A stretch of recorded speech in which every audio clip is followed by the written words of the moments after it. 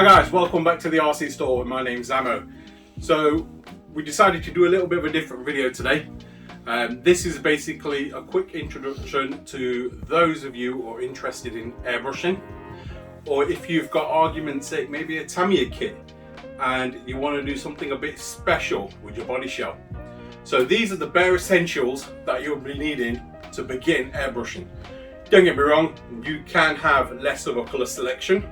However, we've got a large colour selection here just so that we've got everything to hand when we're doing our Tamiya kits and builds. This doesn't just go for Tamiya kits, this can just go for general airbrushing if you want, well, depending whatever you want it to airbrush. Argument's sake, you could have a 1/5 scale vehicle and you want to custom paint the body shell. So we can just pick up a colour and off you go. So I'll tell you what we actually get here, and we'll leave a link in the description on where you can buy certain products from as well. So feel free to check them out if it's something you're interested in and something you want to purchase. The links are below of where we purchase the items from. So I'll start with this. So this is a little mini compressor. Now this compressor itself does 57 psi, which is more than adequate for airbrushing. It's roughly one and a half horsepower, and it's extremely quiet. You do get different variants of these, so you get them without the tank or you get them with the tank. Now we purchased the one with the tank, and the reason for that was we didn't want the compressor on all the time, so that basically the way this operates is it loads the tank with air. Once it's full, this will cut out. Once the tank drops below a certain psi, it'll kick back on. Now this compressor itself is extremely quiet, so for those that want something quiet without that loud compressor noise, these are perfect. They're quieter than a hairdryer, so these are a definite must in my opinion, and especially if you're just starting out in airbrushing. They're quite small, quite compact, as you can see. They come with your water trap on the side, which is excellent. They come with a pressure gauge, and on the regulator itself you can regulate the air pressure.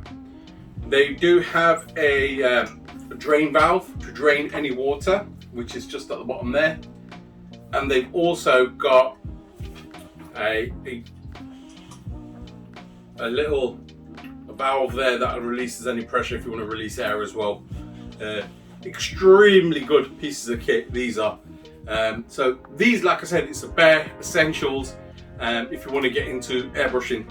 So as you guys know, and if you followed our channel and journey, we are basically starting to build a few more kits, and we bought this to paint our Tamiya kits with.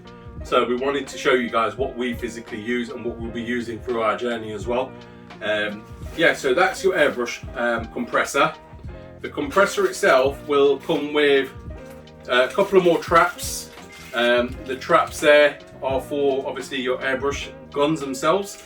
Some PTFE tape, some brush cleaners, or gun cleaners, whichever way around you want to call it, and a couple of attachments there.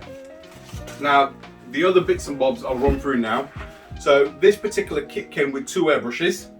So you've got one just over here, which is basically your gravity feed gun, and then another airbrush just here.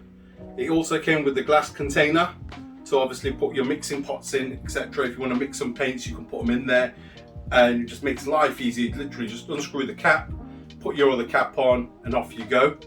We bought a gun cleaning kit, which is this jar here. We haven't assembled it yet, but it comes with all the bracketry.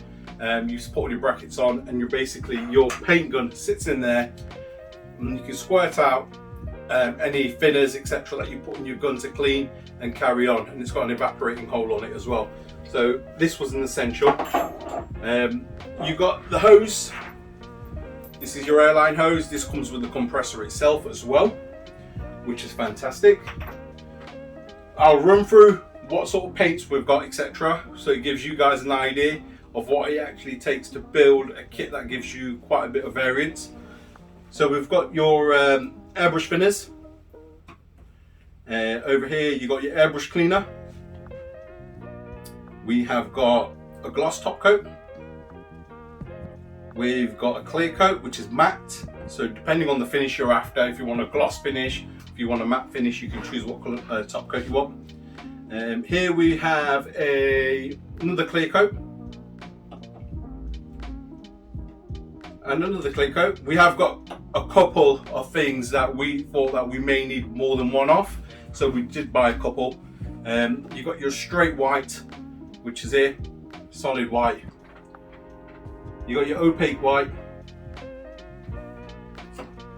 and then you get the more interesting colours. So this is a pearl white. I don't know if the camera can pick it up, but this actually has got a pearlescent in it, which is actually purple. So it's the white and it basically shimmers purple. And we've got a similar variant here, which is pearl white. So it's like a very pearlescent paint, sparkly white basically. And then here we have chrome. So this paint has been sitting a while, so you will have to mix it, as in shake it, etc. before you use it. But it's actually a chrome paint. You can see the metallic flake in there. And then we've got another pearl white, but this one actually shimmers blue. I'm not sure if the camera can pick this up, but it shimmers blue. And then this one here, we've got an interesting teal. And we've got a pearl key lime green, so another pearlescent colour. And then we've got a candy colour here, which is a candy red, and it's got basically the purple pearl in it. We've also got a pearlescent purple.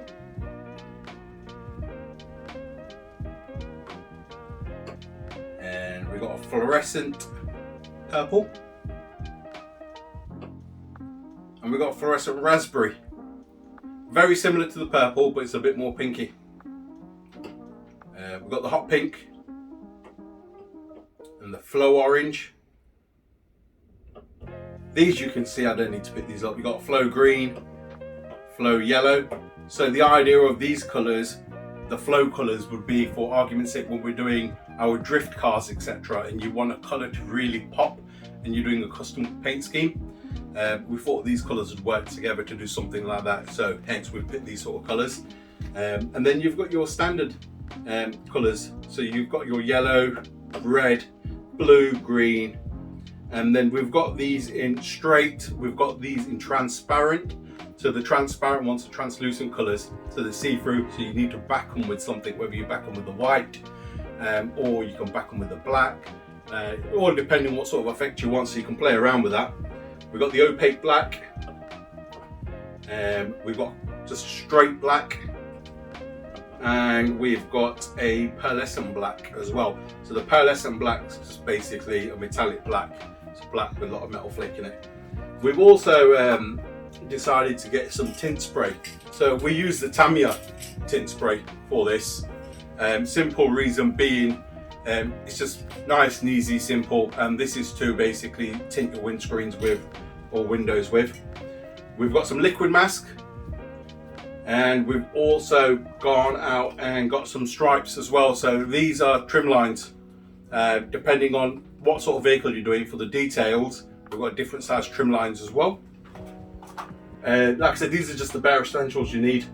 And then here we've got the other airbrush, which was the gravity feed one. And we've also got some masking tape.